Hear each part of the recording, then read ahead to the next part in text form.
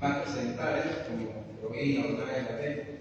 Y en la segunda parte que le competía al hermano, en el cuerpo, o sea, el desarrollo del tema, había una excelente aplicación de términos y interpretación de cada uno de ellos. Luego se complementan también con el tema. En la segunda parte del desarrollo se desarrollan los nombres primarios de Dios, ¿no? Y concluye con una excelente conclusión, donde el hermano dice que tenemos un Dios que aparece en diferentes circunstancias y que es bueno llamarlo con su nombre correspondiente. O sea, Dios dio un ejemplo, ¿no? De que si yo tengo una necesidad, entonces Dios se convierte en Jehová Jireh, mi sustentador, mi proveedor. ¿No? Entonces, cuando la iglesia conoce los nombres, los subnombres de Dios, o no, le voy a explicar. Dios, por ejemplo, es Julio, pero tiene un apellido. Julio, restaurador. Julio, sanador. Julio, enriquecedor. Julio, revelador. O sea que cada nombre los nombres de Dios son como unos apellidos de Dios, que reflejan una característica especial de Dios. Definir el carácter holístico de Dios total es muy difícil, casi imposible, porque no podemos conocer totalmente a Dios. Nuestra mente es muy finita, que la Biblia claramente dice, Deuteronomio 29, los secretos pertenecen a Dios. No podemos nosotros inmiscuirnos en el secreto. Hay cosas que nosotros ignoramos y no conoceremos. A un día, quizás cuando tengamos la presencia, preguntaremos y Él nos responderá. Pero ahora, con nuestra mente finita, no podemos hacer una definición del carácter holístico total de Dios. Pero sin embargo, es importante conocer cada carácter de los nombres de Dios para que llamarlo en el momento circunstancial. ¿No? Yo voy a llamar, por ejemplo, Julio albañil, Julio pintor, Julio carpintero. Si yo necesito arreglar mi mesa y mis sillas que están atrofiadas, ¿a quién llamo yo? ¿A Julio el pintor, Julio el mecánico o Julio el carpintero? Si necesito pintar mi casa, llamo a Julio el mecánico y a Julio el electricista o a Julio el pintor. Entonces, qué bueno es llamar a Dios conforme su nombre apropiado a nuestra circunstancia o necesidad, o urgencia o emergencia. Por eso que brillante la conclusión cuando dicen que tenemos un Dios que aparece en diferentes circunstancias y es bueno llamarlo con su nombre correspondiente. Magnífico, excelente conclusión, me gustó, me encantó.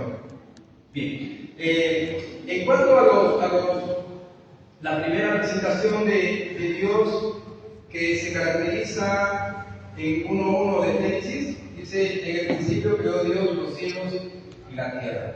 ¿No? Se presenta aquí, ¿no?, como el Dios creador, ¿no?, el Dios que lo primero que identifica es su carácter. Vemos aquí un carácter de Dios, ¿no?, un carácter creativo. Un carácter de Dios de inventiva, de creatividad, de ingenio, de talento, de inteligencia, de sabiduría. ¿No? Creó el cielo y la tierra, se presenta como creador, se presenta como el Dios todopoderoso, como el Adonai, etc. Luego, cuando encontramos también los pasajes como Dios se está revelando en sus nombres acorde a una circunstancia. Cuando entramos en la línea del libro de Éxodo, Él se presenta como el yo soy, como el yo soy, como el Yahvé. Libro de Éxodo, capítulo 3, cuando dice en el versículo 13 y 14. Dijo Moisés a Dios: y aquí digo yo a los hijos de Israel y les digo: el Dios de vuestros padres me ha enviado a vosotros. Si ellos me preguntaren cuál es su nombre, ¿qué le responderé? Respondió Dios a Moisés: yo soy el que soy. Se presenta como el yo soy el que soy, el Yahvé. Pero lo importante e interesante para hacer un cálculo histórico que tiene que ver con el origen, ¿no? Y la importancia de conocer los nombres. Por ejemplo, vemos aquí en el verso 13, dijo Moisés a Dios: he aquí que llevo yo a los hijos de Israel, y le digo: el Dios de vuestros padres me ha enviado a vosotros. Si yo me preguntara, ¿cuál es su nombre? O sea, qué importante era en la antigüedad conocer el nombre de la persona, porque en la antigüedad el nombre definía un carácter. Por ejemplo, cuando Jacob lucha con el ángel, ¿verdad? Y entonces al final de la lucha, pues el ángel le dice: ya no te vas a llamar Jacob, sino Israel. ¿Y Jacob qué significa? Usurpador, ¿no es cierto? Tramposo, embustero. Ahora, ya no te llamas Jacob, sino que se llama Israel, porque has luchado con Dios y has vencido. O sea que el nombre era muy importante. Caleb, ¿qué significa Caleb en hebreo? Perro. Pero perro, el contexto perro, la expresión de la actitud de un perro en el Antiguo Testamento era muy distinto a lo que conceptúa peyorativamente la cultura moderna. Este es un perro, ¿no?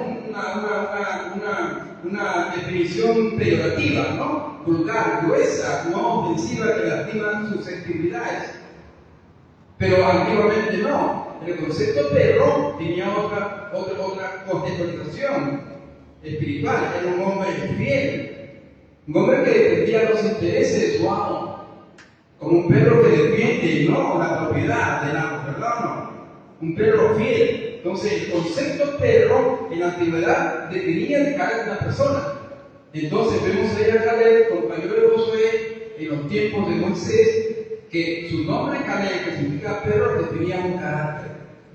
Entonces, los nombres eran importantes, como también los padres. ¿Hijo de quién es? Por la Biblia encontramos fulano, hijo de, fulano, hijo de, porque también tenían los caracteres, los padres de familia. Y por ejemplo, cuando el Señor Bartimeo está diciendo Jesús, hijo de David, o sea, descendiente de David. O sea, los nombres clasificaban el carácter, la posición moral, espiritual y ministerial de los hombres de la antigüedad. Por eso que siempre es bueno e importante conocer los nombres de Dios, porque los nombres de Dios definían un carácter, o decir, una especialidad de parte de Dios. Y entonces nosotros tenemos que conocer los nombres de Dios para hacer una oración inteligente y poner el nombre adecuado a Dios en cualquier circunstancia que estemos nosotros ameritando el auxilio de Dios. Bien.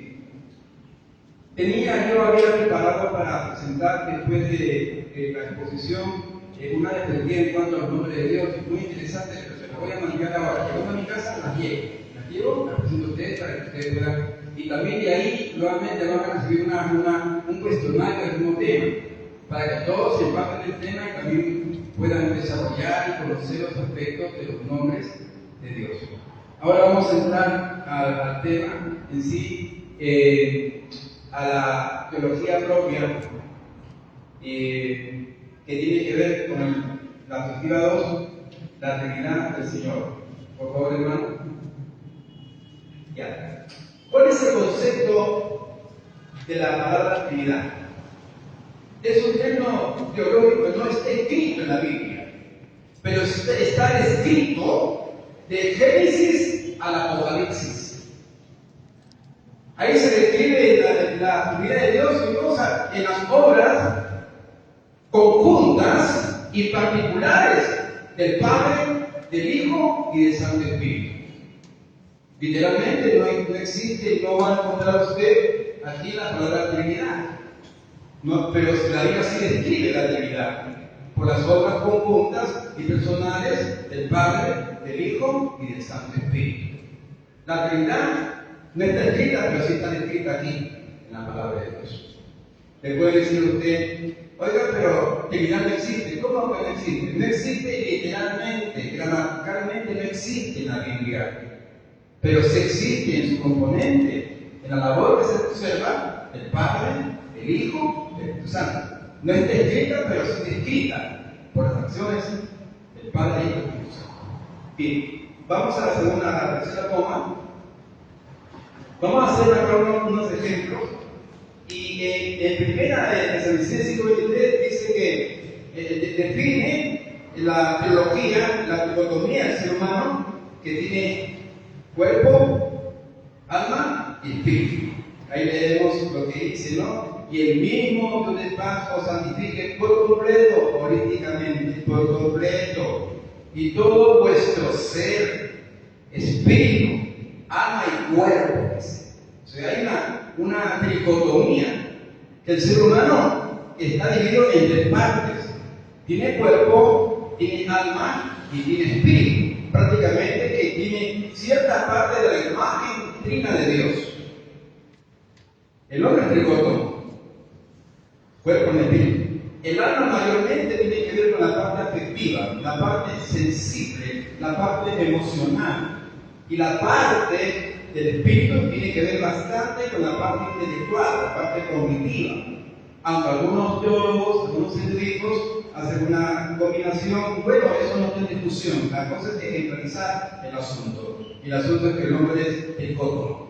Entonces, siento que hacer una analogía latina, o sea, una comparación, así como el hombre es tricótono, tiene cuerpo, no, todavía no. Vamos a desarrollar, porque estamos haciendo una analogía, o sea, una comparación. Como el cuerpo del ser humano tiene cuerpo, alma, espíritu, y el alma está ligada a la sensibilidad y el espíritu a la intelectualidad, así Dios. Entonces tenemos a Dios en un enfoque de dicotomía, al Padre, Hijo y Espíritu Santo. Ponemos la parte sensible de Dios y la parte intelectual de Dios, por decir. Y entonces cuando yo, por ejemplo, digo, ¿cuál es el hombre que yo viene a mí? Entonces usted puede verme a mí mi cuerpo, pero usted no puede escudriñar mi intelectualidad. No puede usted conocer lo que yo estoy pensando y tampoco usted puede conocer lo que yo estoy sintiendo. ¿Qué tipo de emoción estoy yo experimentando en mi interior? Una emoción iracunda, una emoción gozosa, alegría, no lo sabemos. Pero en fin, yo estoy actuando, mi dicotomía actúa, porque soy un ser pensante y soy un ser afectivo, que tengo sentimientos, que tengo yo emoción. Entonces, en mi parte que se refleja. Entonces, cuando usted me ve pacíficamente, de repente usted me ve discutiendo en la calle con una persona y dice, oye, qué violento es el hermano, ¿no? Yo no le conocí esa faceta. No le conocí esa personalidad. Y usted me ve con una cara, un rostro adusto, un rostro un poquito que refleja un poquito de amargura, que no invita mucho a hacer una relación amical. Pero sin embargo, cuando usted ha tenido un concepto negativo de mí en cuanto a carácter duro, reacio, y usted me ve haciendo una obra benéfica, y usted dice, yo no pensaba que el hermano tuviese un espíritu dadivoso y benigno. Qué excelente carácter y benigno mi hermano. No lo sabía. Pero ¿qué se ha reflejado en mí? Se ha reflejado parte de mi naturaleza. Y entonces cuando Dios se refleja, entonces la acción del Padre, el Padre crea, el Hijo redime y el Santo Espíritu santifica. Y estos tres son uno. ¿Me dejo entender? ¿De dónde sale el Hijo? ¿De dónde sale el Espíritu Santo? Es el Padre, un solo componente. Son tres esencias en una sola, una esencia creativa, una esencia redentora y una esencia santificante. Pero es una sola esencia. Yo soy uno solo. Tengo un carácter físico. Oiga, ese hermano, ¿cómo levanta 100 kilos con una mano? ¡Qué fortaleza! ¡Qué epopeya! y el hermano no, usted está viendo mi característica física, pero también tengo una característica intelectual y una característica afectiva. Mi esposa, por ejemplo, sufrió un derrame, ¿no? 2 derrames hace cerca ya de 15 años, ¿no? Mi cuerpo le afectó, ¿no? Yo siempre he sido una persona que durante muchos años he estado viajando constantemente, ¿no? A varias regiones del país, como también en algunos países de Latinoamérica, dando lo que Dios me dio humildemente, ¿no? Y siempre cuando he regresado yo, después de un mes y medio de extranjero, a mi casa, yo me quedaba en mi casa y yo a mi esposa le hacía el amor todos los días.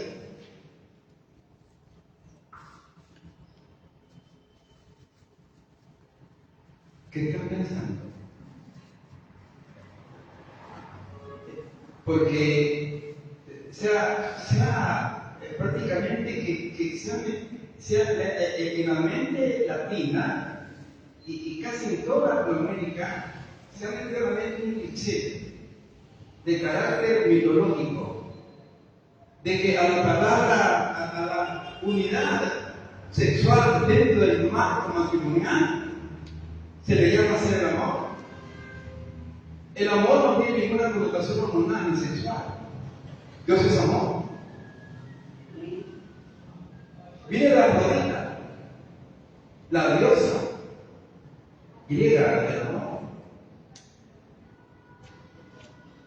Los dioses de la mitología griega, Castor, dios del robo, Dionisio de los romanos, dios del vino, Baco, de los griegos, ¿no? Que ellos prácticamente hicieron dioses conforme a su imagen concupiscente, como les expliqué en la primera clase. Entonces yo cuando regreso de viaje y a mi esposa, entonces, ¿cómo le hago el amor yo? Cuando yo le lavo yo. Le ayudo a hacer sus quehaceres. Le estoy demostrando mi amor. Le estoy haciendo el amor, o sea, demostrando, manifestando mi verdadero aprecio. Le estoy manifestando mi carácter sensible. Mi parte sentimental del amor. El amor no tiene ninguna connotación sexual ni hormonal. Por eso que la expresión hacer el amor que le da un contexto sexual es negativo, no es bíblico, está fuera del marco de Dios, porque Dios, el amor de Dios no es sexual. Es como dice, si usted comienza a observar y ve los periódicos, ve la televisión, de que un violador que comienza a violar a un niño de 2 años, que le está haciendo el amor, está violando a una niña, le están haciendo el amor. Ilógico, no tiene sentido. Bien, entonces cuando comenzamos nosotros a observar las partes de la dicotomía del ser humano, la parte como la personalidad intelectual, la personalidad emocional del ser humano, la personalidad física, así Dios también, una analogía, también Dios actúa y actuó como Padre, como Hijo y como Santo Espíritu. Pero estos 3 son uno solo. Seguimos a la cuarta separada. Ahora, aquí en Isaías 49 hay vamos a ver sobre una oposición anti-trinitaria, ¿no es cierto? Lo que se va en contra de la Trinidad se le llama ese pensamiento unitarianismo, de unidad, unitarismo. Se abasan a Isaías 46:9, donde dice, porque yo soy Dios y no hay otro Dios y nada hay semejante a mí. Los textos que presentan por defecto son Isaías 45:5 y Marcos 12:29. ¿No? Son los textos de unitarianismo, ¿no? Ellos no conciben la idea de que Dios pueda tener otra personalidad, otro carácter. Sigamos a la otra, al 5.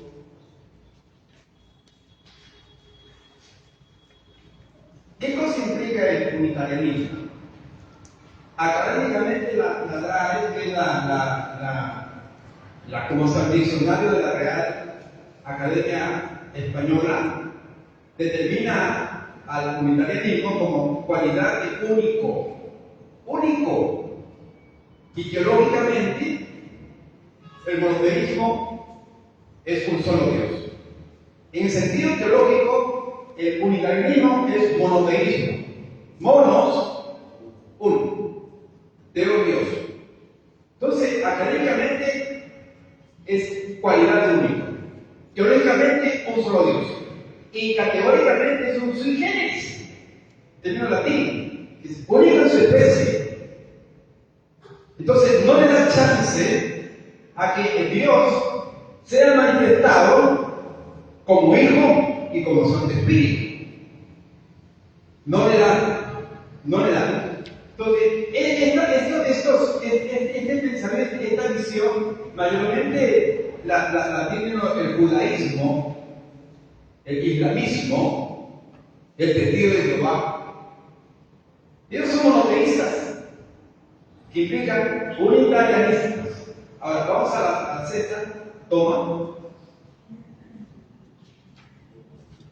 El concepto teológico del unitarianismo es una actividad singular y exclusiva.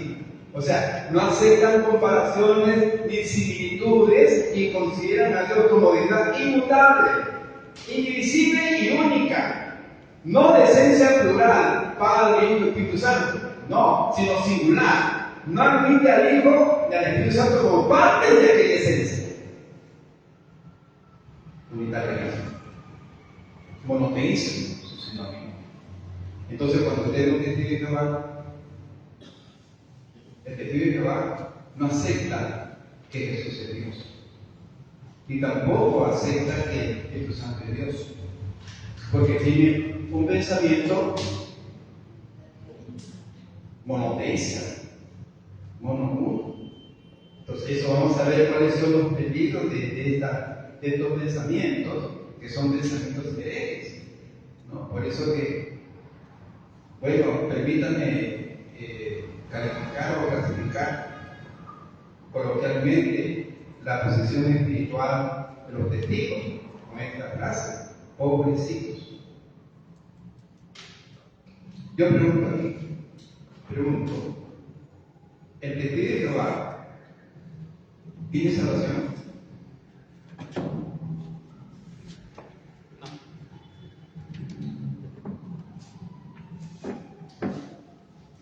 En Mateo 12 encontramos: todo pecador contra el Padre, contra el Hijo y el Santo Espíritu, contra el Padre y el Hijo, tiene perdón. Pero el que blasfeme contra el Santo Espíritu.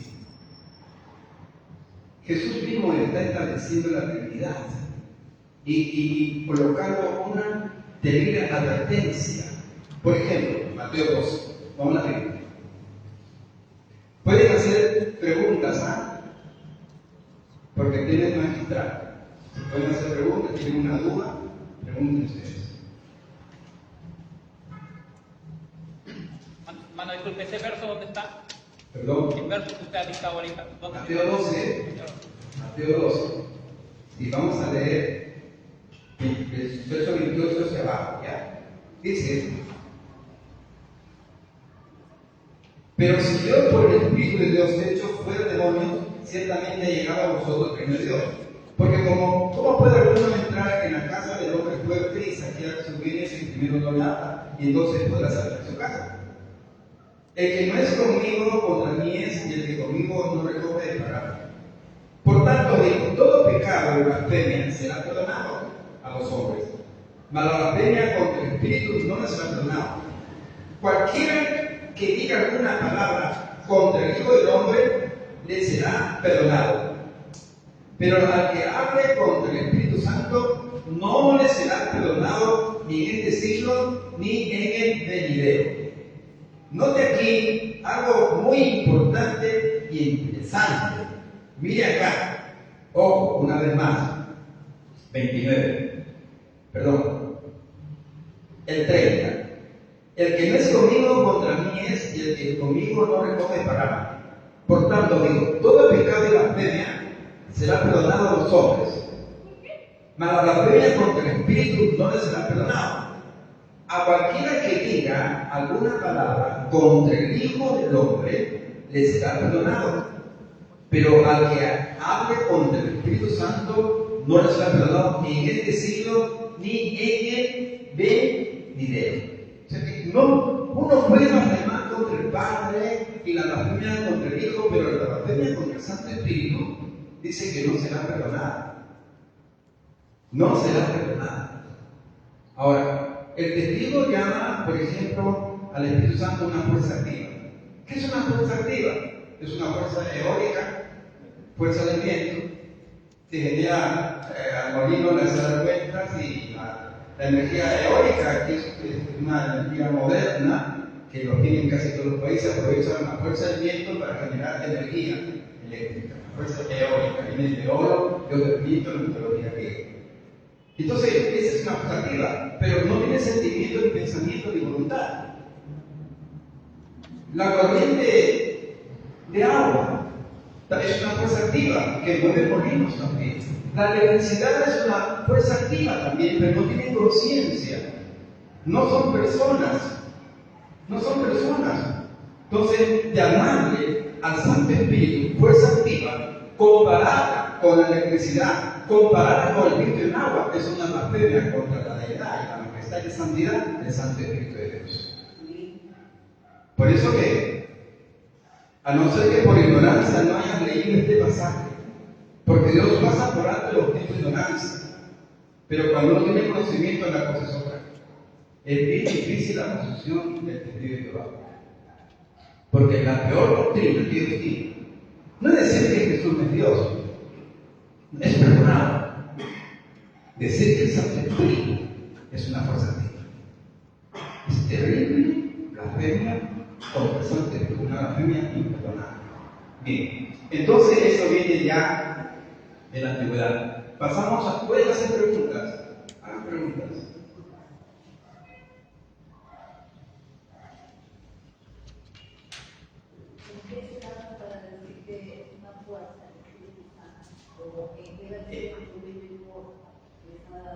¿En qué se basa? ¿No es cierto? Es una buena pregunta de los que hacen. Ellos pueden tener varias teorías que no compatibilizan con la palabra de Dios.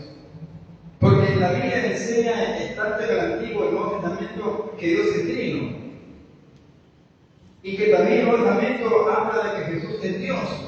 Y el Nuevo Testamento, ya el Antiguo Testamento ya hablaba y los nombres de Jesucristo. Ellos han leído y la Biblia habla los 6 nombres de Cristo en el Antiguo Testamento, los 7 nombres de Cristo en el Antiguo Testamento. En Daniel lo llama a Cristo el Mesías. Isaías capítulo 7, 14 lo llama Emmanuel. Isaías capítulo 9, 6 lo llama admirable, Dios fuerte, Padre eterno, príncipe de paz. A Jesús. Y el Antiguo Testamento le dice, oye, testigo, estás equivocado. A ver, vamos al libro de Isaías capítulo 7, 14, por favor, aquí lee 7, 14 Isaías.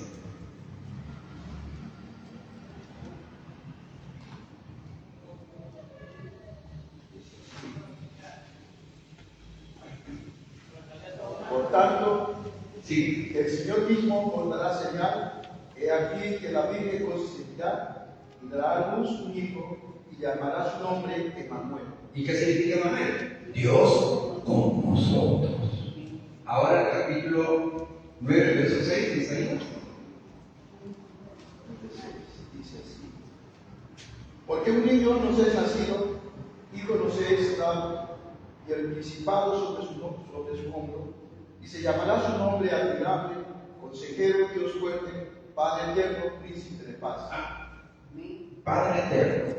Está diciendo que Jesucristo es el Padre, que Jesucristo es Dios.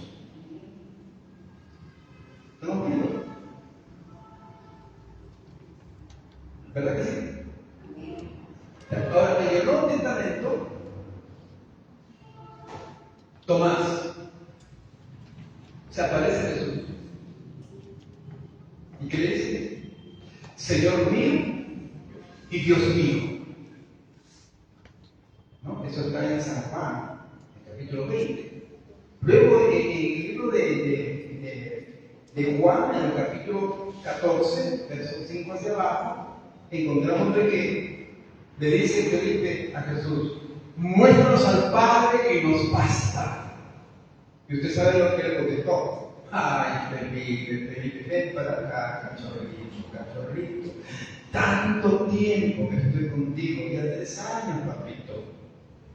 Y no conoce al Padre, quien ha visto a mí, ha visto al Padre, porque estoy el Padre en mí. ¿Cómo dice pues, muéstranos al Padre? ¿Que no ha leído el testigo de Jehová? Entonces, ¿cuál es la problemática? ¿Por qué el testigo llega a esa idea monotémica? ¿Por qué? La respuesta la da Pablo en el libro de Gálatas 6:7. ¿Qué dice? Leemos. 2 Corintios 4:4.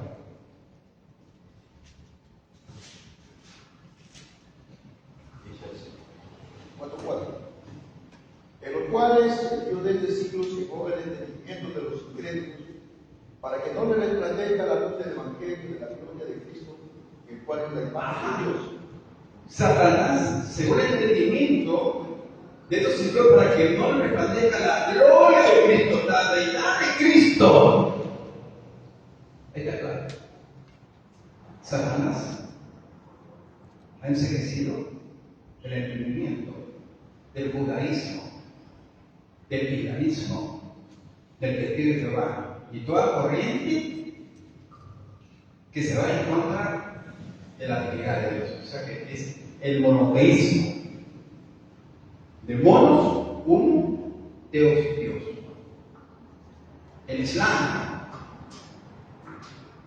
doctrina monoteísta, tienen por Dios a Alá, ¿verdad? Ellos creen en Jesucristo. Ellos creen también en el Espíritu Santo, pero creen como agentes de Dios, como instrumentos, como la brocha de Dios para pintar y el martillo de Dios para clavar. Así piensa el Islam. El judaísmo es una religión monotéicos. Ellos no aceptan a Jesús. El 90% de los judíos diseminados en una diáspora internacional y mundial son ateos. El 90% de los judíos son ateos. Usted dirá, pero ¿por qué? Si ellos creen en Dios, sí, pero el 90% no cree que Jesús es Dios. Y en ese contexto son ateos, porque no creen que Jesús es Dios. El 90% de judíos son ateos en relación a que no creen que Jesús es Dios. El 10% de los judíos son judíos mesiánicos, es decir, judíos que renunciaron al judaísmo y se convirtieron a Cristo. Se llaman judíos mesiánicos. 10% cree en el Padre, en el Hijo y en el Santo Espíritu. ¿No quiere decir que el 90% de los judíos creen en el monoteísmo? Ajá, son monoteístas.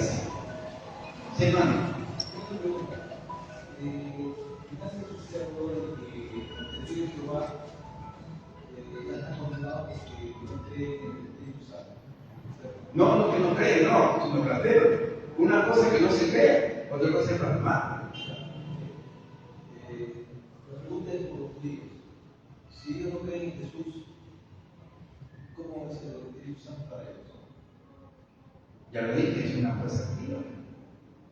Es prácticamente una fuerza simplemente usada por Dios como para que ellos cuando leen, por ejemplo, que Dios hizo las cosas por el Espíritu, como Santo Espíritu, ellos no ven al Espíritu Santo como esencia misma de Dios. El concepto de Trinidad es 3 acciones o 3 características fundamentales de Dios en una sola personalidad. Dios es uno,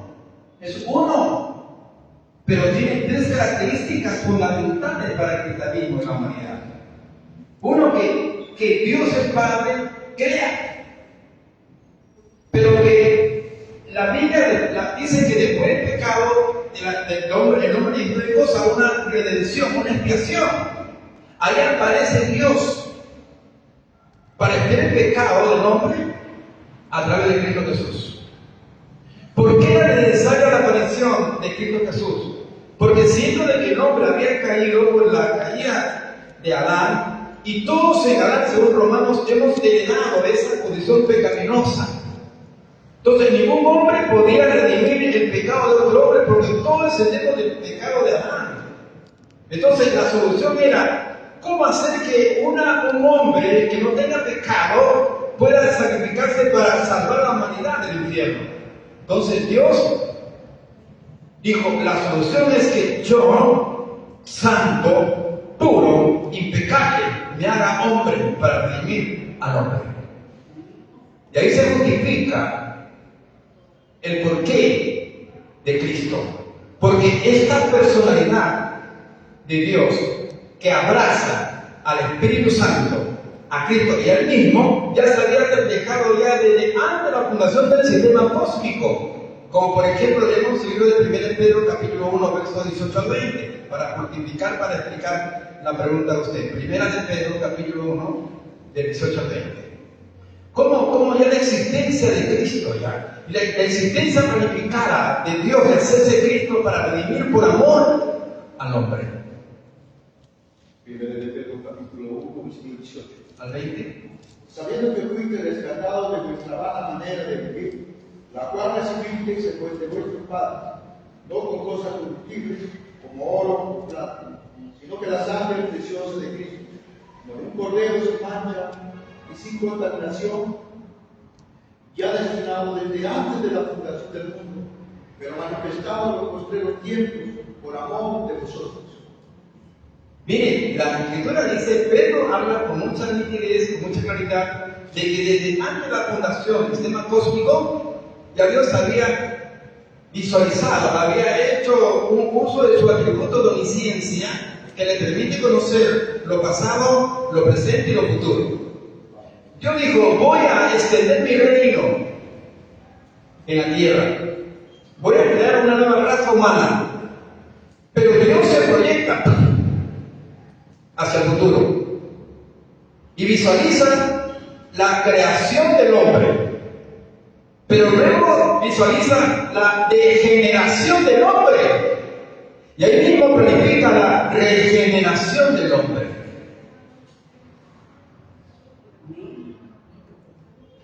Dios visualiza la creación, visualiza la degeneración y planifica la regeneración desde antes de la creación del sistema cósmico.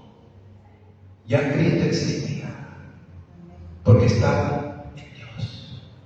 ¿Y aparece en dónde? Aparece para expiar el pecado del hombre. Por eso que en la Biblia, en Filipenses capítulo 5, verso 8 hacia abajo, dice que Dios hace una renunciación en sí mismo.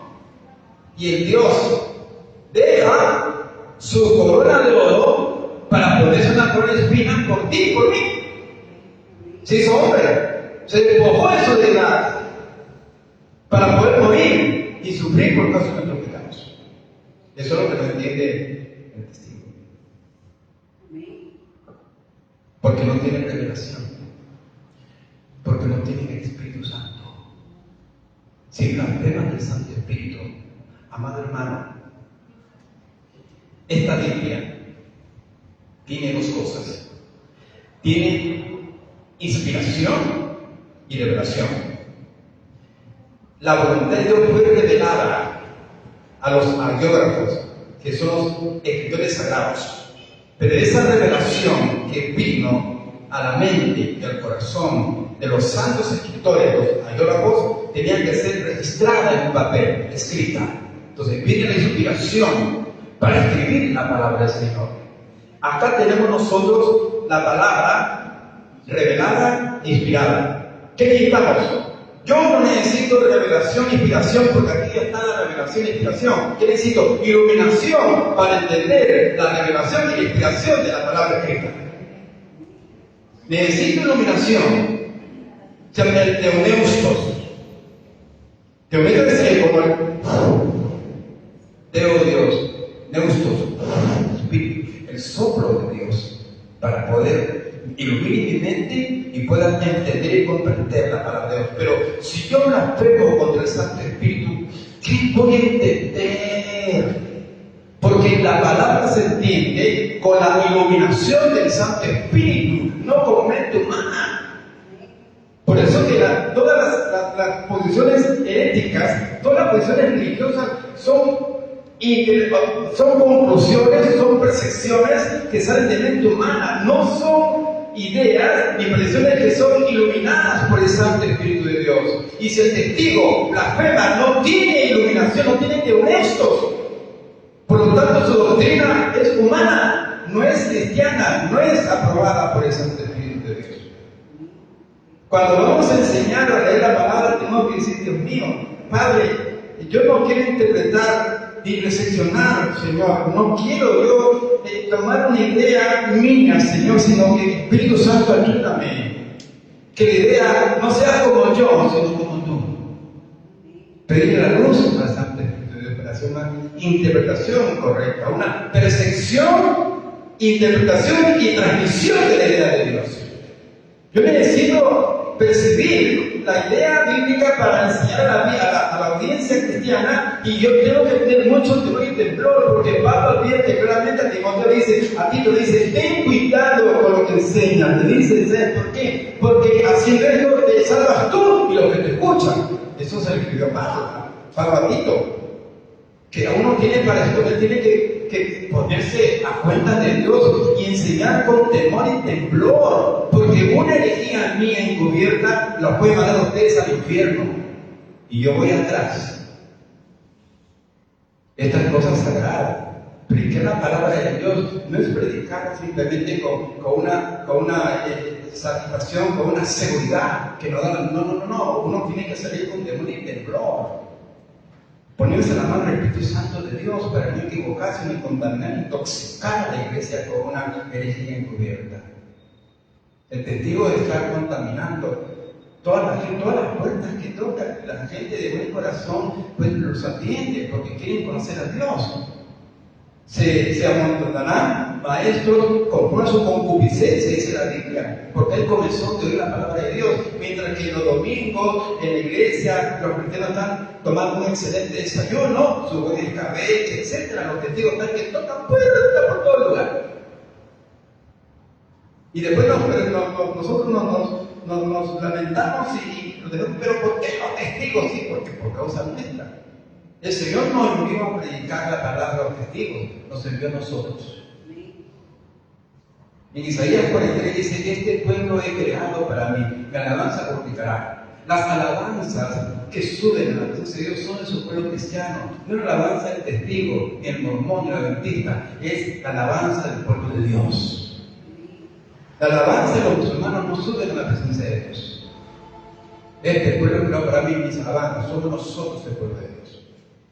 Bien, entonces, ahí vemos claramente que ellos no pueden interpretar la palabra de Dios. ¿Por qué? Porque si blasfeman contra el Santo Espíritu, pues ¿quién nos da la capacidad para reflexionar? ¿Qué es lo que dijo Jesús en 14:24 de San Juan? Dijo: cuando venga el Santo Espíritu, iba a hacer dos funciones importantísimas en la iglesia.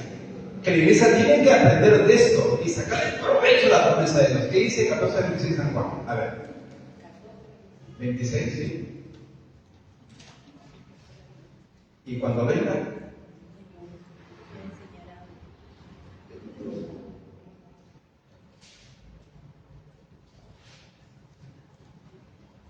¿qué dice? A ver. 14:26. 26, sí. Mas el Consolador Espíritu Santo, que el Padre que hay en mi nombre, Él os enseñará todas las cosas y os recordará todo lo que os he dicho. Note aquí. Mire, uno de los ministerios del Santo Espíritu, ojalá que podríamos encajar la enseñanza de los ministerios del Santo Espíritu. Bellísima la administración y el ministerio del Santo Espíritu es bellísima, es bellísima. Aquí encontramos dos factores importantes que tienen un contexto de carácter hermenéutico y mnemotécnico, que es una tremenda ayuda del Santo Espíritu. La iglesia ignora estas cosas.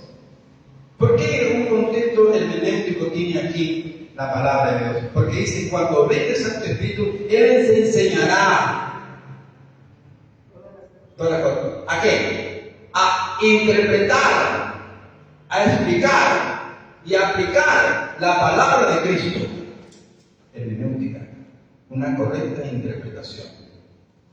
Y luego dice, les hará recordar mnemotecnia. Mnemotecnia, palabra griega. Mnemo, memorización, tecnia, técnica, arte. Entonces el Santo Espíritu nos ayuda a recordar, a tener una alta capacidad de recordar, memorizar los estudios que hemos hablado, estudiado de Jesús en la Biblia, los estudios que hemos escuchado en los templos cristianos. Entonces el Santo Espíritu de Dios sobre la iglesia tiene una labor hermenéutica que tiene que ver con la buena interpretación de la palabra y mnemotecnia que nos hace recordar lo que hemos estudiado de la palabra de Dios. Tremenda bendición del Santo Espíritu. Pero si el testigo blasfema, pues no puede hacer correcta interpretación. No tiene teonesto, no tiene rema, no tiene sequina. ¿Me dejo entender? La razón por la cual ellos tienen una doctrina herética. No, disculpe. Pensando en lo que usted ha dicho ahorita mismo, el testigo de Jehová, por blasfemar no es algo. Pero ese blasfemar lo conduce a un error, porque ellos creen en Jesucristo.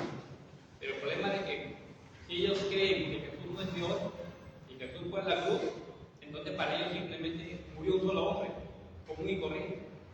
Entonces para nosotros murió Jesús hombre y también murió Jesús Dios. Y esa misma, y eso nos revive a nosotros.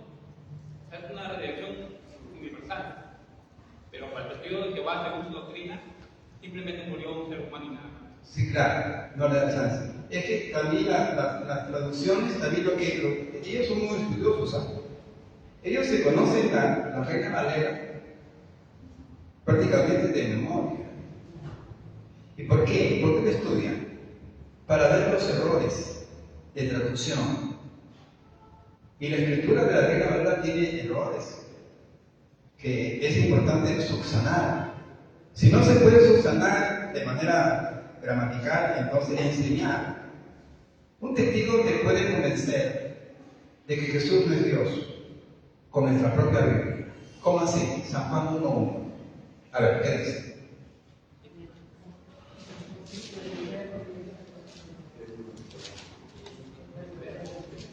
¿En el principio qué era? El verbo. ¿Ya? ¿El verbo quién es? Y dice, lee acá tu Biblia, ¿qué dice? En el principio, el verbo. Dios. Pero en la Biblia, ojo, el testigo, Dios está con D minúscula. Dice aquí, Claro, Dios con D minúscula no solamente se refiere a un espíritu inmundo, al demonio, no, sino que Dios con D minúscula eran personas importantísimas, eran reyes, príncipes. Somos dioses. Como una categoría económica, académica, etc. Dioses son gente importante, pero con D minúscula. Entonces, para el testigo, Dios era una persona importante, pero no era Dios. Y dice, en el principio, ¿te das cuenta? Jesús tuvo un principio. Por acá está escrito en tu Biblia. El texto más original dice, desde antes del principio, el verbo existía. O sea que el verbo no tuvo principio. Las otras Biblias de estudio más originales dicen, desde antes del principio era el verbo. Porque el concepto de eternidad no tiene principio, no tiene comienzo ni tiene fin. Y al poner a Cristo un concepto de principio, no es Dios, no es eterno. Eterno solamente uno, Dios. Nosotros somos subeternos, porque nosotros tuvimos el principio. Nunca existimos antes. Desde la concepción de nuestra madre, ahí nacimos nosotros. Ahí cuando el espermato comenzó, yo le doy una ligera testimonio. ¿Sabe quién yo era antes? Yo era un espermatozoide, pero vencedor. Le gané la carrera a 3 millones de espermatos. Fue el primero que entró y fecundó el óvulo de mi madre. Y cuando yo meto mi cabeza, yo hizo así. Sopló aliento de vida. Y comenzó a formar en mí el gozo de cerebro, de corazón, de vida, etc. Me formó. Tuve un principio. Estoy listo para la eternidad, pero no soy eterno. En el concepto de que el concepto de eternidad no tiene principio. Yo no tengo fin, mi alma no tiene fin. Pero mi alma tuvo un principio. No somos como Dios. Disculpe que la respuesta ha sido un poquito, pero para poder pues, incluir varias enseñanzas que nos puedan aportar en nuestro conocimiento. Ya, seguimos entonces, acá en la 8, ¿sí?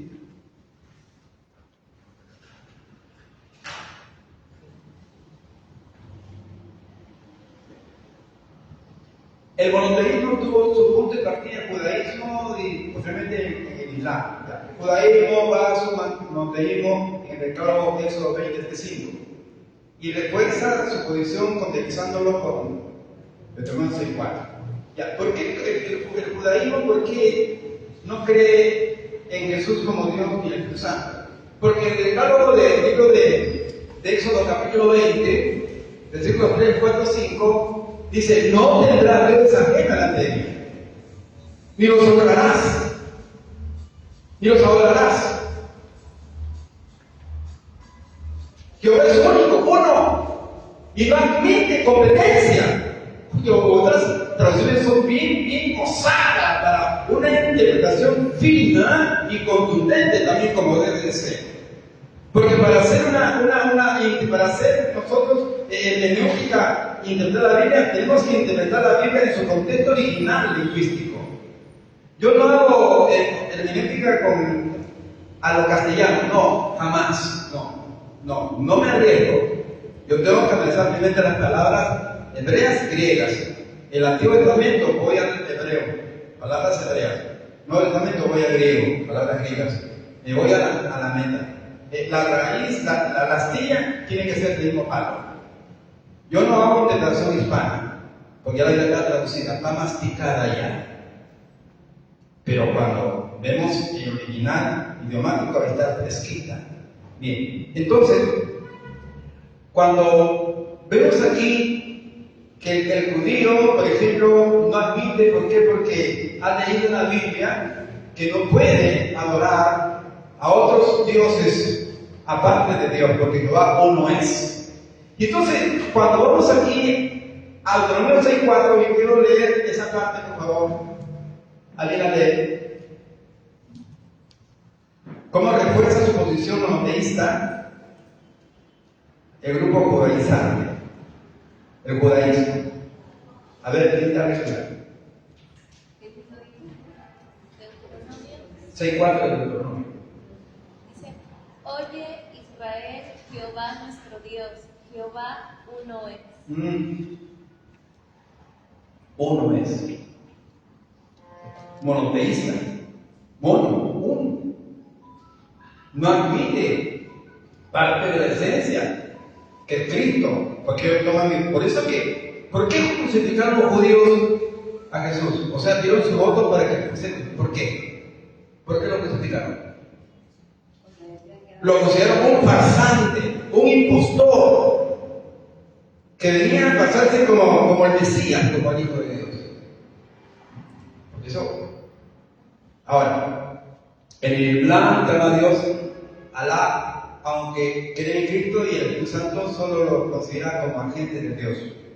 Para el Cristo es un profeta y mensajero importante para la humanidad y el Espíritu Santo es una fuerza activa divina creada por Dios solo para transmitir directrices divinas. Eso es lo que piensan los islamistas y también a la posición del judaísmo. Ahora, eso ya hemos hablado ya. Vamos a la otra separada, la otra diapositiva. Mientras que el monoteísmo es singular, la pluralidad de la unidad trinitaria es bíblicamente explicable.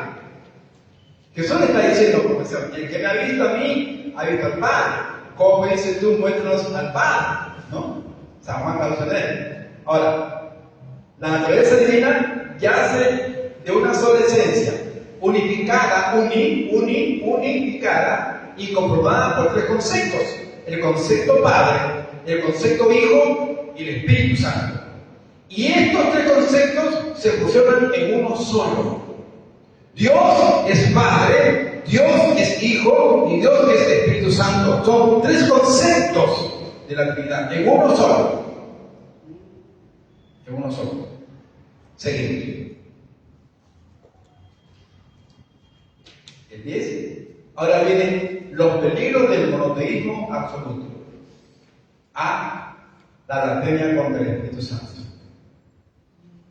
¿Por qué? Porque niegan el poder carismático del Espíritu de Dios, calificando las manifestaciones y no el Espíritu Santo como una manipulación de emociones o una manifestación del diablo. Eso es lo que cree el testigo.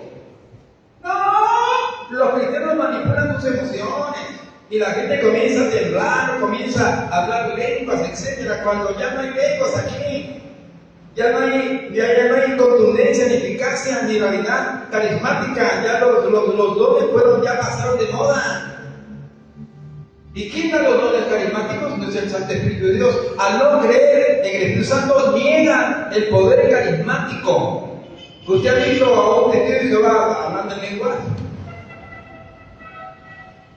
Y cuando va, porque mamá es cristiana evangélica, el testigo, el muchacho va y comienza a ver las manifestaciones de lingüística, la glosolalia que se manifiesta por obra del Espíritu Santo, comienza a reírse porque dice, ¿cómo manipulan las emociones? O dos, ¿cómo el diablo está tratando con esa gente ignorante?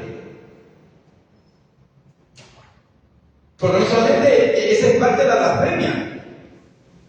El testigo, tú le dices, ¿hablas de lengua? No, estás mal. Eso no existe. Niega la eficacia carismática del Santo Espíritu de Dios. Tremendo peligro, bien difícil. Hoy en día el testigo es santo. Ahora, punto B. Blasfemia contra Cristo Jesús. Blasfemia que les priva de la salvación del alma, ya que podrían confesar con su boca a Cristo como Salvador, pero si no lo aceptan como Señor, nunca alcanzarán salvación. Romanos 9 dice que si confesares con tu boca que Jesús es el Curios, Dios, Señor. Y Dios puede decir, si acepta a Jesucristo que murió por pecados, pero si no el testigo puede confesar a Cristo como Salvador, pero si no lo confiesa como Dios, frito pecadito, porque Romanos es específico. Romanos 9, ¿qué cosa dice? Lean. El testigo dice, sí, yo creo en Jesús, el Salvador. Y hasta que le predican, Jesús salva. Pero no creen que Dios. ¿Para qué predican que salva si no creen que Dios? Romanos 9, ¿qué dice? Porque si confesares con tu boca que Jesús es el Señor y creyeres en tu corazón que Dios le levantó de los muertos, serás salvo. ¿Sí? Si usted comienza a analizar la Biblia y comienza a respetar el orden, mire el primer paso, por favor, hermana.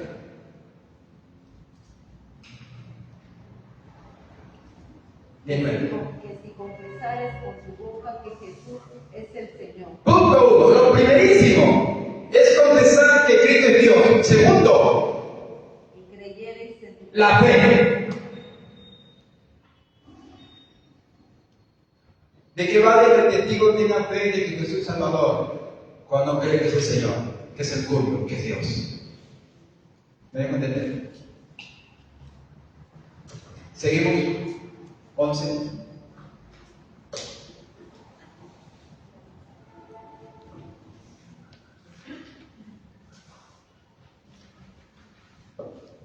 Ahora, evidencias y participación conjunta de la Trinidad. La Biblia es maestra. La Biblia es doctora. Todas las palabras son para enseñar, corregir, ilustrar, etc. ¿No es cierto? Ahora, las evidencias son estas. La Trinidad se hace presente en la relación cósmica, en la interacción bautismal, la oración carismática, la unción eclesial y la bendición trina. Este es el sello contundente de la Trinidad. Aquí están comprometidos en estas acciones que bendición en la iglesia está comprometida el Padre y el Espíritu Santo. ¿Por qué? Porque en la relación cósmica, en 1 Juan 5:7 dice algo muy importante y relevante. Alguien lee, por favor. 1 Juan 5:7. Porque tres son los que dan testimonio en el cielo. En el cosmos. Hay una relación cósmica del Padre, del Hijo, de Santo Espíritu. Una relación cósmica, celestial. Segundo, interacción bautismal. ¿Por qué? Porque en Mateo 28:19 dice: bautícenlo en el nombre del Padre, del Hijo y del Santo Espíritu. Una interacción. Los tres actúan en experiencia bautismal. En tu experiencia bautismal, ¿quién está presente bíblicamente hablando? ¿Quiénes interactúan en tu experiencia bautismal? El Padre, el Hijo, el Santo Espíritu. Por ejemplo, cuando vamos nosotros en la Biblia, en el libro de Lucas, capítulo 3, si no me equivoco, versos 22, quinta lectura. Mira cómo interactúa el Señor.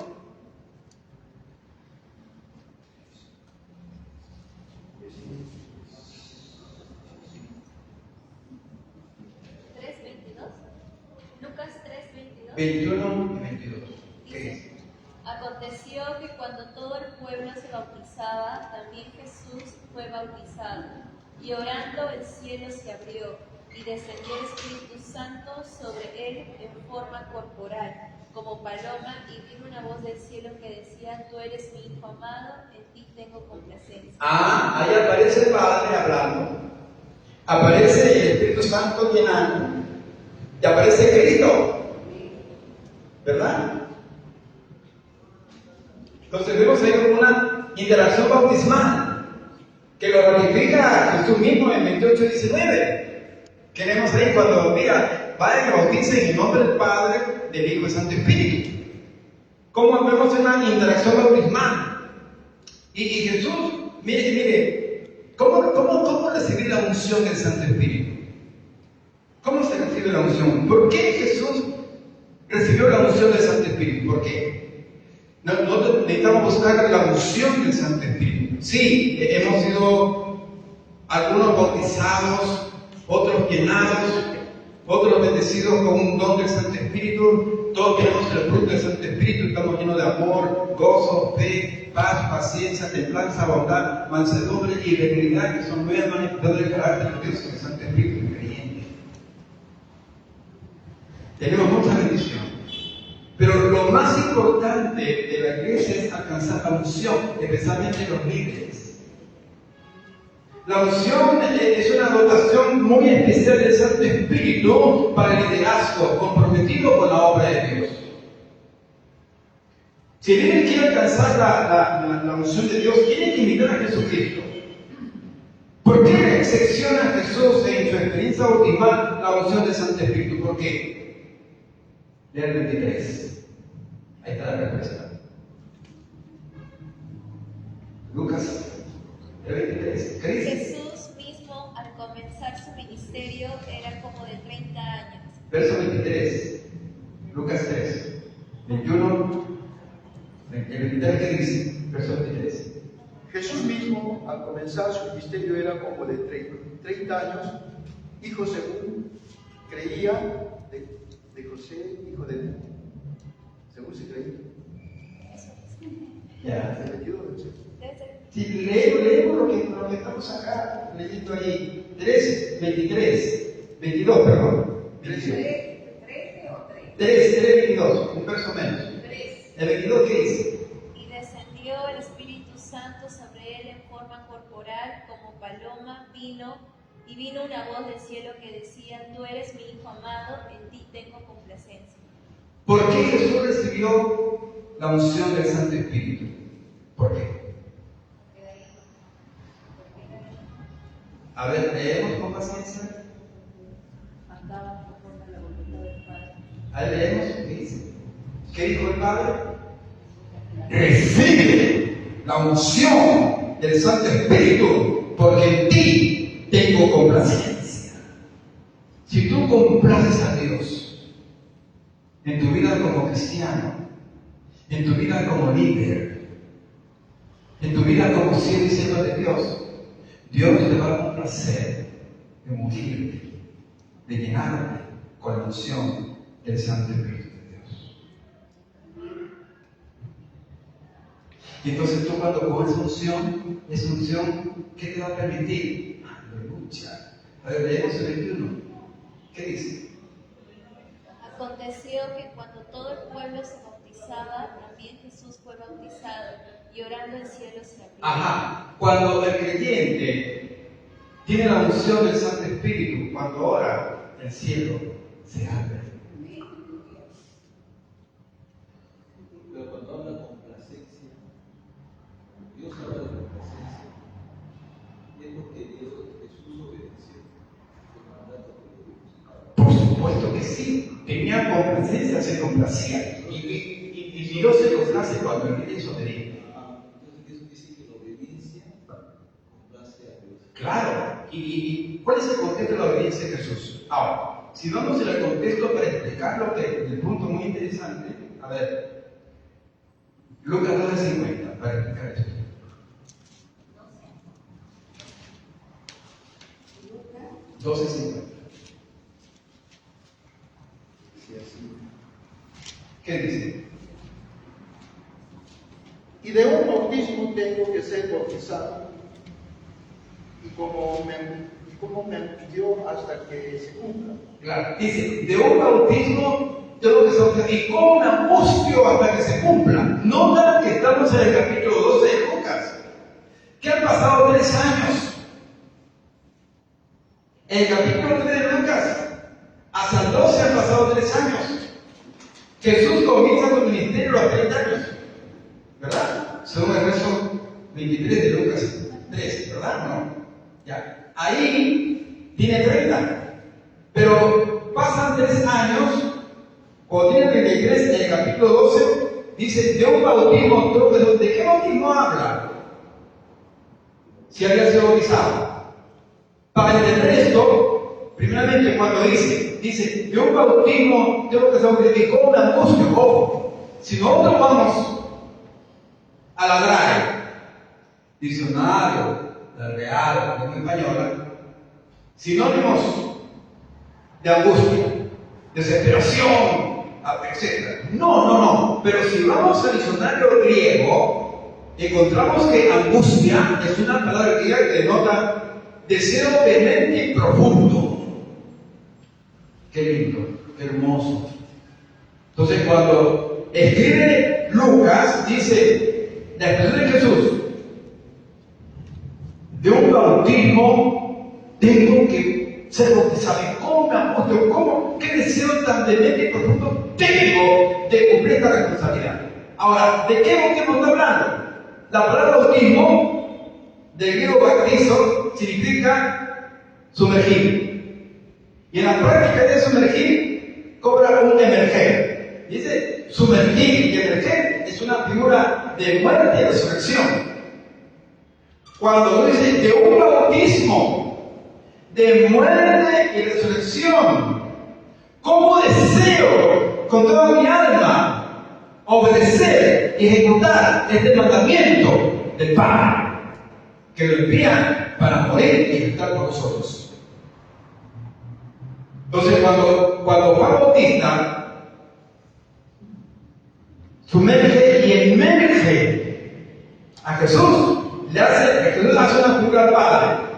Padre, estoy dispuesto a cumplir con la ordenanza y tarea que tú enviaste de morir y resucitar para salvar al pueblo. Y cuando Jesús hace la figura de su muerte y resurrección, entonces todo el Padre, este es mi Hijo amado, en él tengo complacencia. Se complacía en la obediencia, estaba demostrando, Señor, dispuesto estoy a cumplir con mi responsabilidad. Bien. Seguimos la oración carismática.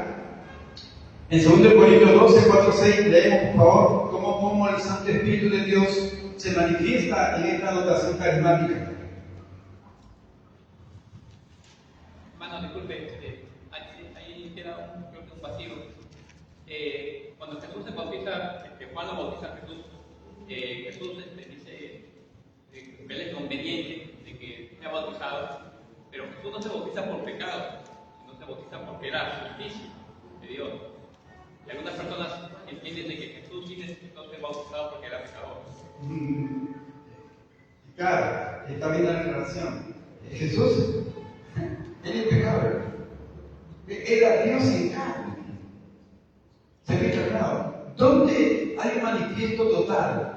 ¿Dónde Jesús recibe su credencial, su identidad laica? En la experiencia bautismal. Porque antes de la experiencia bautismal era Jesús. Pero cuando se bautiza, ya era el Mesías, ungido. Cristo significa ungido, Mesías. Entonces, ya deja de ser Jesús para ser Jesús Cristo, Jesús el ungido, el Hijo de Dios. Ahí cobra una identidad deífica, total y absoluta. Después, hermano, hay un verso creo que dice que Jesús entra a una sinagoga, abre el libro de Isaías y dice: el Espíritu de Dios está sobre ti. Mateo 4:20. Porque me ha ungido. Dice, Claro, dice, 4:18. y esto se ha cumplido hoy. Claro. Porque ya está ungido. Claro que sí, claro que sí. Ahora, leemos lo que dice Lucas 4:18, rápidamente para explicar el relato. Lucas 4, 18. 4:18, Lucas. El Espíritu del Señor está sobre mí, por cuanto me ha ungido para dar buenas nuevas a los pobres. Me ha enviado a sanar a los quebrantados de corazón, a pregonar libertad a los cautivos y vista a los ciegos, y poner libertad a los oprimidos. Claro, ahí está diciendo, no, el Espíritu me ha ungido, uno, para restaurar corazones, dos, para liberar posesiones, y tres, para establecer el año grande de Dios en la predicación del Evangelio. Allí, en la experiencia bautismal, ahí se le da la identidad por el mismo Santo Espíritu, que desciende sobre él con toda su potestad y majestad. Es ahí donde recibe una credencial, una identidad deífica. Ahí se manifiesta como Dios. ¿Cuál es la evidencia más grande que Jesús era Dios? Una sola palabra. Cuando le dice al ciego que había, o al paralítico que había sanado, le dice: tus pecados te son perdonados. Y los fariseos dicen: ¿quién se cree que perdona pecados? Porque solamente Dios puede perdonar. Claro que Dios era Dios, por eso que perdonaba. La evidencia más grande del Nuevo Testamento que Jesús era Dios era que perdonaba los pecados. Nosotros no perdonamos pecados, perdonamos ofensas. Los pecados los perdona Dios. Porque la capacidad de perdonar amerita una personalidad impecable. Impecable solo uno, Dios. Entonces vemos aquí la unción eclesial también, ¿no? Cómo se manifiesta el ungimiento y la bendición trina de 2 Corintios 13:14. Oye, todo esto es evidencia en la participación conjunta del Espíritu Santo, da evidencia de la perfecta Trinidad de Dios, que se manifiesta en la relación, interacción, en la dotación, en la unción y en la bendición de la iglesia. ¿Qué más? La Biblia habla con contundencia en cuanto a la Trinidad del Señor. Seguimos el 12 y el último para entrar ya. Nos queda un poco tiempo para la segunda parte. Pero bueno, vamos. Ahora, no, ya concluimos. Ahora entramos ya al decreto de Dios. Esta es la segunda parte del pensum que me toca a mí. Dedicar la actividad y el decreto de Dios. Me toca. yo sintetizaba una sabía de que me iba a absorber más tiempo la Trinidad. Aquí me quedan 25 puntos para hacer. Vaya al número 13, hermano, por favor. Un adelantito. Ya. Estos son los mantentes secretos. Esto suficiente tengo tiempo para explicarlo. Pero vamos a proceder al 12. Al 12. Ya. El decreto de Dios.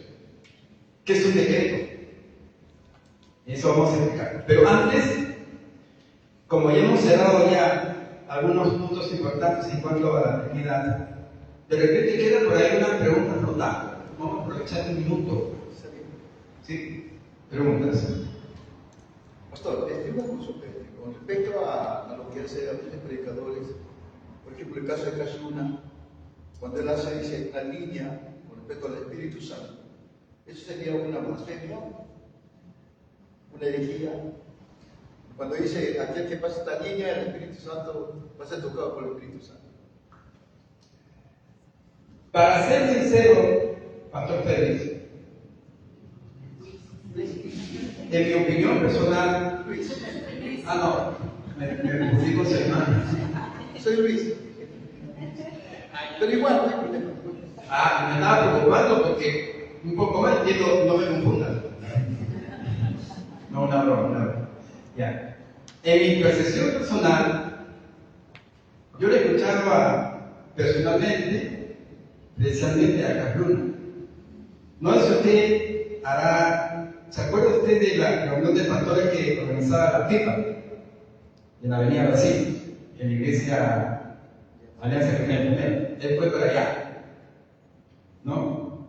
Y puso de moda el don de la risa. Y la gente, hubo una psicosis colectiva en que van a reírse y alguien comenzaba a forzar una risa. Da a entenderle que empezó a dar, y otros querían, no que saber, querían también demostrar que estaban siendo tocados por eso y comenzaban a reírse y una risa colectiva, que eso no viene de parte de Dios. Yo en la Biblia no veo eso.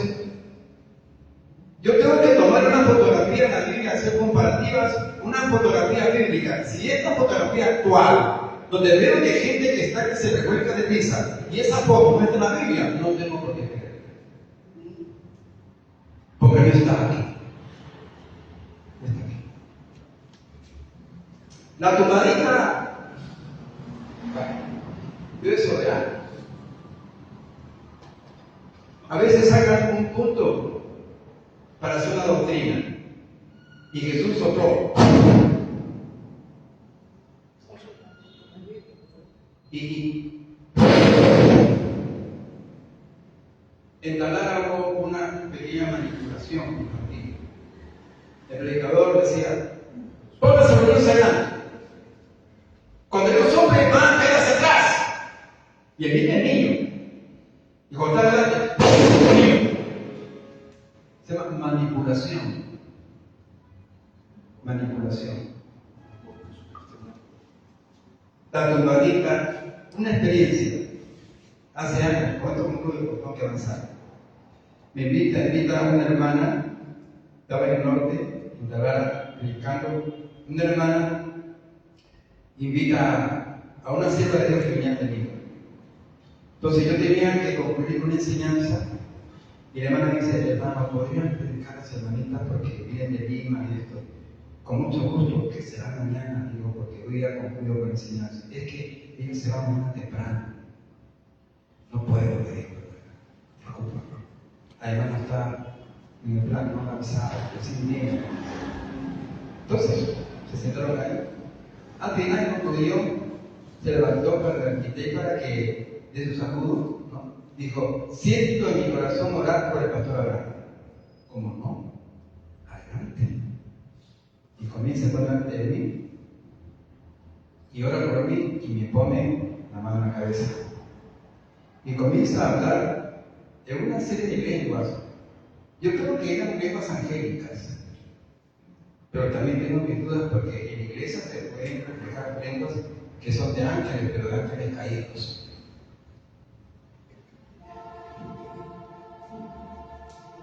Los ángeles tienen un solo idioma. Se han caído o no caído. Y se han visto experiencias que hermanos con discernimiento de espíritu han discernido en iglesias, mayormente pentecostales, que hablaban lenguas, y entre este hermano de discernimiento ha discernido de que esas lenguas eran satánicas que estaban exaltando a Satanás y blasfemando contra Cristo, el Santo Espíritu, y la iglesia, aleluya, gloria a Dios. Oye, Satanás, y el pueblo obedece porque le falta conocimiento. Y 1 Juan que dice 4:1, sopesar los espíritus que se mueven para ver si son de Dios o del diablo. Y entonces esta hermanita comienza a orar por mí y hablando sobre lenguas y me hace así como que yo me cayera atrás. ¿Qué me voy a caer? ¿Y por qué me voy a caer? Entonces, no siento caerme porque veo una fuerza divina que me tumbe hacia atrás. A no ser que tenga fuerza de hombre y esta mujer y me tumbe, ¿no? A la fuerza de guerra, como se dice figurativamente. Y como yo no me fui para atrás, se arrodilló y tocó mis rodillas y dijo: ¡suéltalo, Satanás!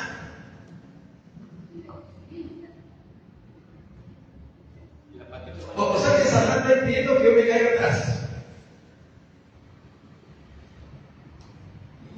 ¿Por qué? Sinceramente que estas cuestiones de las operaciones carismáticas se están confundiendo demasiado, están dando mucha emocionalidad humana.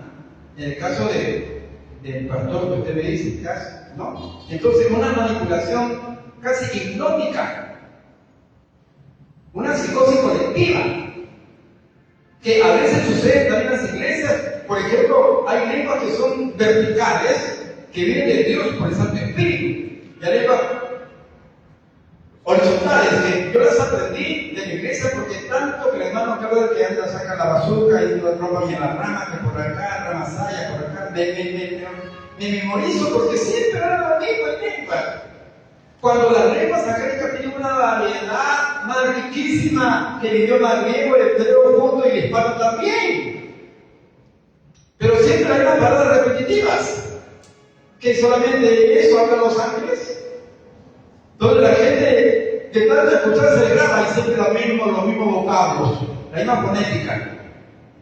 Lenguas horizontales aprendidas y copiadas de hombres y no verticales que vienen de Dios por el Santo Espíritu. Y cuando la iglesia no hay intérprete, Pablo que dice, calla. ¿Por qué dice calla? Porque de repente esta hermanita que está hablando, las lengüitas, son angélicas, pero ¿de qué tipo y qué categoría de ángeles? Por eso que mejor es que calle.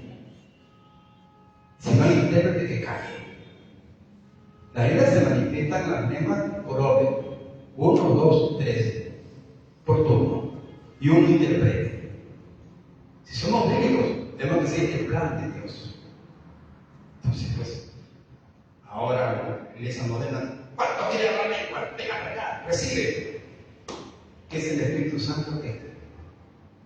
La Escritura dice como el Espíritu quiere, no como no quiere.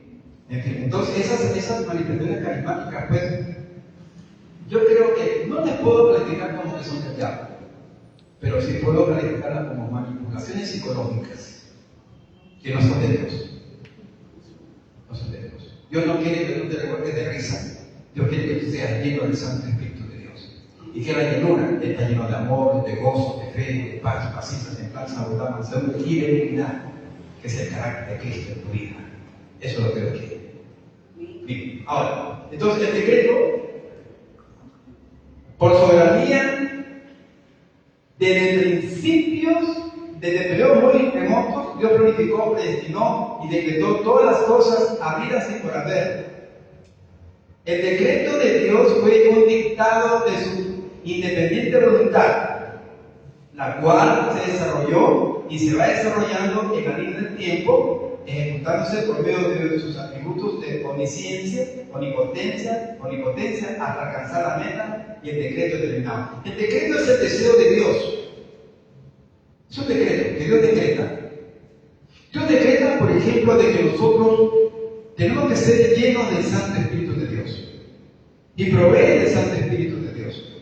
Y lo que Dios ha determinado tiene que cumplirse porque es un decreto de Dios. Por ejemplo, cuando decimos acá, cuando dice el salmista, yo publicaré el decreto. Ahora, mira la soberanía de Dios.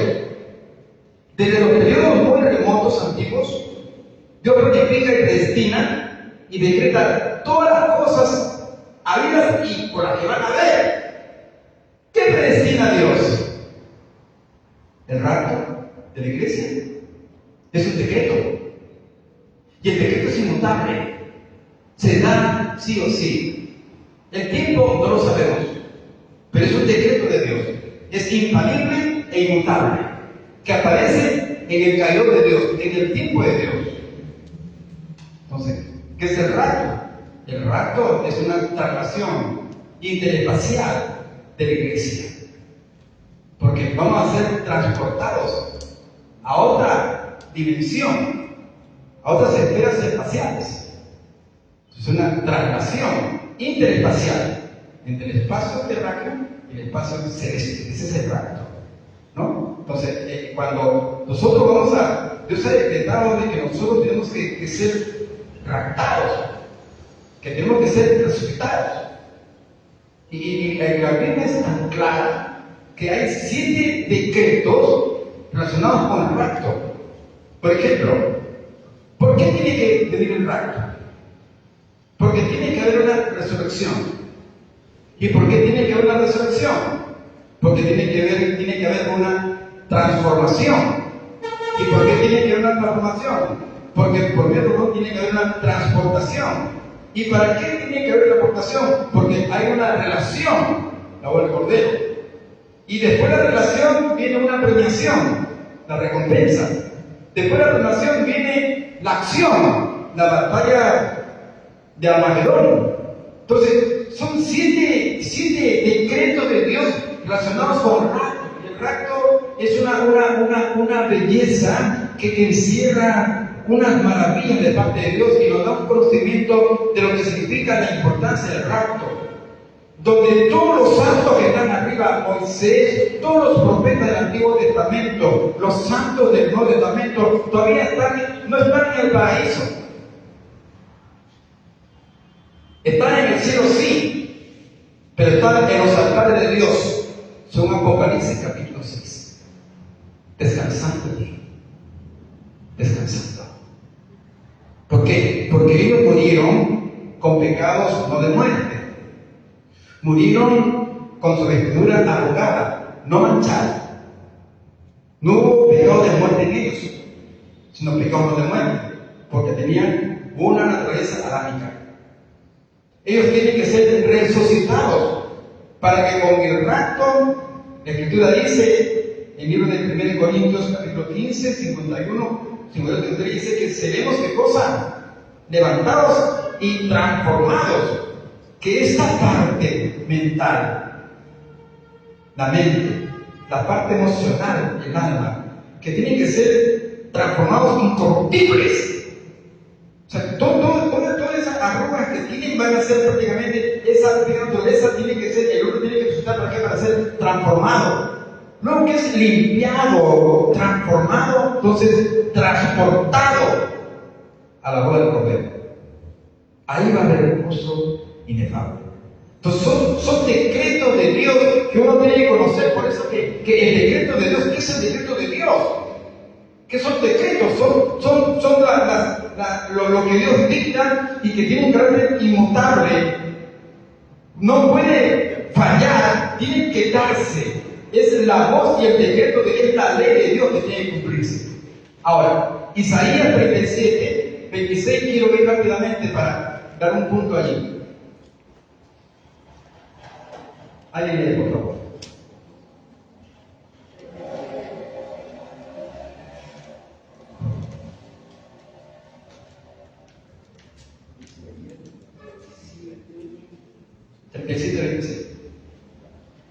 ¿No has oído decir que desde tiempos antiguos yo lo hice? Que desde los días de la antigüedad lo tengo ideado. Esos decretos los tiene ideados desde el tiempo muy antiguo. ideado, ¿no? Ahora, ese decreto tiene que también ministrarse. Ahora, Isaías 40:13, ¿de dónde sale el decreto? Vos que clamen al desierto, preparad camino a Jehová y enderezad calzada en la soledad de vuestro Dios. Ya. ¿De quién está hablando? ¿Quién prepara el camino? Juan. Ya decretó un dictado de su independiente voluntad, la cual se desarrolló. 1 Pedro 1:18-20, ya se dio la salvación nuestra. Isaías 46:13 también, y se va desarrollando en la vida del tiempo. Hebreos 10:24, y ejecutándose por medio de sus atributos de omnisciencia, omnipresencia, omnipotencia, hasta alcanzar la meta y el decreto determinado. Isaías 14:24, leemos. Isaías 14:24. Dice así: Jehová de los ejércitos juró diciendo: ciertamente se hará de la manera que lo he pensado. Los decretos se hacen de la manera que Dios pensó de la antigüedad.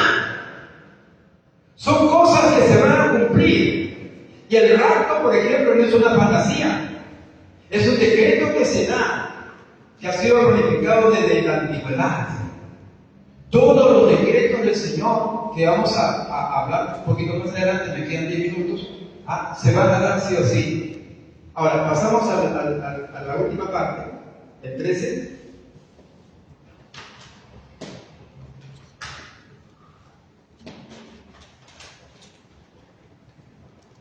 Los matices de Jesús.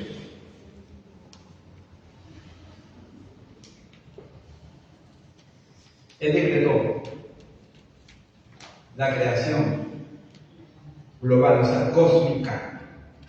Génesis 1:1 dice que Dios creó los cielos y la tierra. Él no lo hizo de manera impensada. Dios es un Dios que planifica. Por ejemplo, cuando vemos en Génesis 1:26, cuando dice, ¿no? Hagamos. ¿Qué implica la palabra hagamos? Planificación. Hagamos al hombre conforme a nuestro selén, imagen. Conforme a nuestra imagen significa diseño. Dios antes de hacer, planifica y diseña. Dios no es empírico, no es sorpresivo, planifica. Diseña una hipoteca. Y ese diseño, esa planificación fue antes de la creación del sistema cósmico. Ya Dios había decretado la creación del mundo y se dio. O sea, el primer decreto de Dios fue la creación del mundo. Segundo, la redención universal, que en Cristo alcanzaremos salvación. Tercero, el libre albedrío, como dijo Josué. A ver, ustedes si quieren seguir a los gatos, allá ustedes, pero yo y mi casa serviremos a Jehová. Libre albedrío, lo decretó también. La provisión material también lo decretó. La cronología pragmática tiene que ver con el tiempo de la pragmática en la práctica. Él decreta de que todo ser humano, todo creyente, tiene libre albedrío, como también tiene el tiempo, tiene que respetar el tiempo donde Dios va a actuar sobre él. Porque en el 3:11 dice que todo lo hizo Dios preciso y precioso en su tiempo. Que el creyente tiene que respetar la cronología pragmática, la acción de Dios en el tiempo de Dios, no en nuestro tiempo. El tiempo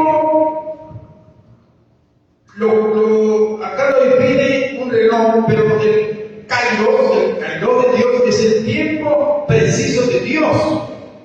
Le dijo el Señor a María: ¿qué tienes conmigo, mujer? Aún no ha venido mi kairos. No ha venido mi tiempo, porque María está simbolizando el vino con la sangre de Cristo. Jesús, la ciudad, la humanidad ya necesita que derrames tu vino precioso en la cruz del Calvario. Jesús dice, ¿qué vienes conmigo, mujer? Aún no ha venido mi hora. Por eso que le da esa respuesta un poco rara cuando leemos en San Juan capítulo 2. Se refiere al vino que está simbolizando a María como la sangre de Cristo. No ha venido mi tiempo, porque todo tiene su tiempo. Hay un tiempo de bendición para usted, pero no es el tiempo que recibe la bendición. ¿Qué Dios qué cosa es? Todo tiene su tiempo. Por eso que Dios decretó la teología pragmática, el tiempo de la práctica, de la realidad. No es en mi tiempo, es en el tiempo de Dios. La bendición viene sobre tu vida, va a venir la bendición porque Dios bendice su pueblo, pero no en el tiempo que tú quieres, es en el tiempo de Dios. Respetar el decreto del tiempo de Dios, que todo tiene su tiempo. Final, muerte y juicio. Muerte y juicio, es un decreto, que todos tenemos que morir, pero también hay decretado algo importante. En Santiago 9:4 dice que aún hay esperanza entre todo aquel que esté entre los vivos, porque mejor es un perro vivo que los muertos. Y Proverbios 11:7 dice de que cuando muere un impío, perece su esperanza. Y Hebreos 9:27 dice claramente de que está establecido que alguna vez después no viene el juicio. Son los decretos de Dios, muerte y juicio. Pero también en 2 Corintios 2:10 dice de que habrá un tiempo donde Dios va a recompensar a la iglesia. Va a recompensar a la iglesia. Son decretos que tienen que darse sí o sí, porque tienen un carácter inmutable. Son los decretos de Dios. Este conocimiento decreto nos permite a nosotros afianzar nuestra fe, creyendo de que Dios va a cumplir lo que Él decretó. Dios no es hombre para que mienta. Tenemos grandes promesas y bendiciones de parte de Dios. Amén y fin, porque ya se dio el tiempo. Quedan 2 minutos para preguntas. ¿El hombre o el cristiano o el pastor que quiere que puede decretar? Decretar. El hombre no. Los decretos ya están dados por Dios. El creyente puede reafirmar los decretos. No decretar. No, porque no puede decretar lo que ya está decretado. Simplemente reafirmar lo que dice la Biblia. Es decir, así dice Dios. Porque todos los profetas, tanto del Antiguo como del Nuevo Testamento, decía el profeta de la Antigüedad. Así dice Jehová. Y en el Nuevo Testamento, así dice el Señor. O así dice el Espíritu Santo. Así decretó el Señor, decían los profetas. Está reiterando el decreto de Dios, la voluntad de Dios, nada más. Pero el creyente no puede decretar nada. Que diga una persona, yo decreto para ti esto. Que es Dios. El que decretó, por ejemplo, hermana. Solo Dios decreta. Claro. Si tú no te apartas del consejo de Dios, de la Biblia, hermano, Dios decreta para ti prosperidad y bendición, porque te escrito en Josué 1:7-9. No te apartes ni a diestra ni siniestra, para que seas bendecido y prosperado en todo lo que emprendas. Dios decretó la bendición para ti por mi obediencia, no la decreto yo. Yo la confirmo, pero Dios decreta, el hombre no decreta, el hombre simplemente confirma y reitera el decreto de Dios. Nosotros no somos dioses para decretar nada. Solamente por eso que son decretos de Dios. Yo estoy hablando del decreto de Dios, yo estoy decretando esto Dios lo decretó. Estoy reafirmando lo que Dios decretó para nosotros que iglesia. Pero ningún hombre decreta, en el mundo cristiano, ningún pastor puede decretar algo. Y si es algo nuevo, tengan cuidado. Tengan mucho cuidado. Yo decreto sobre ti riqueza y mucha bendición y prosperidad. Y usted se emociona. Y al final le digo, hermanita, ¿puede invitarme un cafecito? ¿Cómo no? Como usted está contenta que le he preguntado prosperidad, usted se me da una ofrenda muy onerosa. Hay bastantes cositas que uno tiene que tener mucho cuidado. Que Dios nos libre del espíritu que bendiga con contento la avaricia. Dios nos libre de esto. Estamos, hermano, en un ambiente donde prácticamente la iglesia, una de las iglesias se ha prostituido. O sea que solamente piensan en dinero nada más. No, hermano, la verdad que Dios me dice a mí, busca el reino, su decreto, y lo demás, de nada. Yo no tengo por qué, porque yo respeto el decreto de Dios, El decreto de Jesús en Mateo capítulo 6, del 1 al 33, dice: no te estreses, no te afanes, cuando no tienes que comer ni vestir ni beber, porque así se preocupa la gente que no conoce ni decretos ni principios del reino. Tú tienes que saber de que Dios conoce tu necesidad, y para que alcance la bendición, busca mi reino primero y lo demás viene por añadidura. Yo no tengo por qué decirle a fulano: hermanita, estoy pasando una necesidad, ayúdame, préstame, apóyame. Dios conoce la necesidad. ¿Qué dice Dios? Anda, busca a tu hermano, busca al pastor que levante una ofrenda para ti. Sí, puede hacerlo, pero no me manda eso. Dice: busca mi reino y lo demás viene por añadidura. Entonces yo no tengo necesidad mucho de estar en el altar: Señor, sufra, Jehová quiere. Tú eres mi sostenedor, mi proveedor. Sí, también. Pero ¿qué te dice que va a querer? ¿No has leído mi decreto? Busca primero mi reino, y lo demás viene por añadidura. Así que sal de la silla y anda de parte de tratados. Busca mi reino para yo darte añadidura y bendecirte.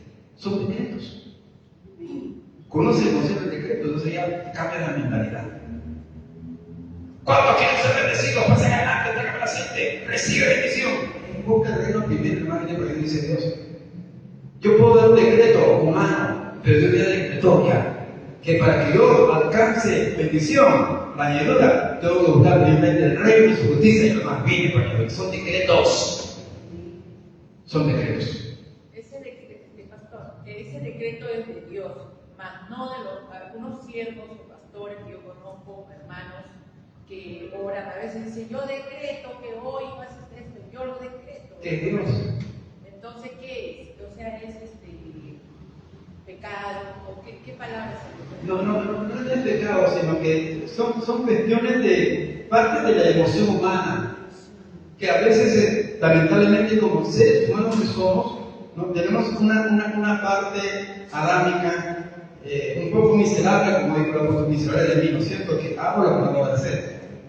Entonces yo me quiero inyectar un poco de gloria, por decirlo. Me quiero dar un poquito de peso ministerial. Y yo decreto bendición sobre la iglesia. Y modulo mi voz todavía, ¿no? Como para que haya un poco de carga espiritual. No es carga espiritual, es una carga fonética nada más, ¿no? Y comienzo a hablar palabras de que te impactan a ti, y ese hombre está en el Espíritu Santo de Dios. Estudiar los espíritus para que son de Dios sobre la carne. Porque hay muchas sorpresas en el mundo eclesial. Y el pueblo perece, ¿por qué? Porque le falta. Y Isaías, y en otra, acá también me dice que mi pueblo es saqueado porque le falta entendimiento y conocimiento. Entonces, venimos con la postura de la prosperidad. ¿Cuándo no quieren ser bendecidos? ¿No? Haga pacto con Dios. ¿Qué pacto con Dios? No hay ningún pacto económico. Solamente sea obediente y será prosperado. Busque el reino y vendrá añadidura. No habla de pactos. ¿De qué? ¿Declaración de fe? ¿Es tu fe? Declares, diga, el débil, fuerte soy. Diga el enfermo, sano soy. ¿Qué es la fe? La fe es la certeza de lo que se espera, la convicción de lo que no se ve. Esa es cuestión de fe. Pero para que se materialice la fe, no actúa tu fe solitaria, sino actúa Dios en su misericordia y en su tiempo. Hermanos, pero seamos un poco más sinceros. La mayoría de hermanos que decretan lo hacen por televisión o por radio, y hermanos, es una estafa porque la mayoría de ellos están ligados con la doctrina de la prosperidad. Qué palabra tan perfecta y adecuada. Estafa. Claro, es una estafa, sinceramente es una estafa. El El canal de enlace dice: dona para que esto y lo otro, y decreto que, ¿sabes? Si es que no dona, no deben decir. Es que, por eso que los pastores tenemos una gran responsabilidad de enseñar a la iglesia, de advertir a la iglesia. Vendrán muchos saqueadores y se amontonarán maestros que enseñarán conforme a su cuerpo, y harán mercadería de vosotros, dice. Habrá muchos que tengo tantas experiencias y contar a ustedes no de tanto pillo.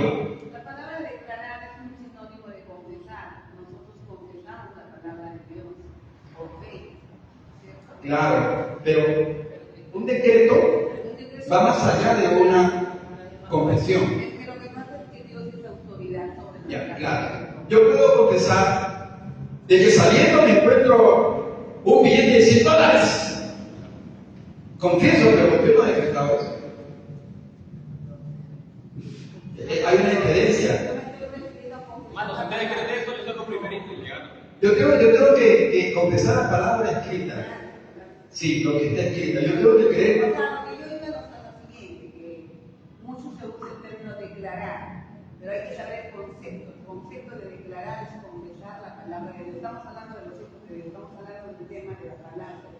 Claro. Entonces, cuando uno declara, no es decretar. Muchos se confunden que piensan que declarar es decretar. Son dos. Claro, diferente. Claro. Decretar, Dios. Yo voy a declarar lo que Dios decretó. Así es. Pero cuando declaro que usted se va a sanar, Es una declaración de fe. Pero solamente Dios sabe en qué momento. no es que se pueda dar, podría ser.